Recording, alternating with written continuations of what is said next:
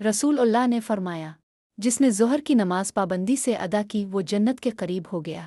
نبی نے فرمایا، 5 وقت کی نمازیں گناہوں کو اس طرح مٹا دیتی ہیں جیسے پانی میل کو دھو دیتا ہے۔ مسلم۔ رسول اللہ نے فرمایا، ظہر کی نماز جنت کے دروازوں کو کھولنے والی ہے۔ نبی نے فرمایا، اللہ تعالیٰ ظہر کی نماز پر خاص رحمت نازل فرماتا ہے۔ رسول اللہ نے فرمایا، جو شخص ظہر کی نماز وقت پر ادا کرتا ہے اس کے رزق میں برکت دی جاتی ہے۔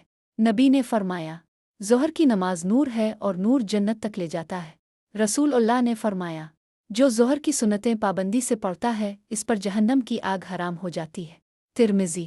نبی نے فرمایا، اللہ کے نزدیک سب سے محبوب عمل نماز کو اس کے وقت پر ادا کرنا ہے۔ بخاری۔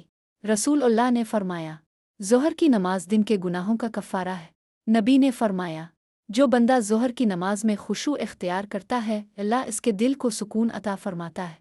رسول اللہ نے فرمایا، ظہر کی نماز مومن کے ایمان کی حفاظت کرتی ہے۔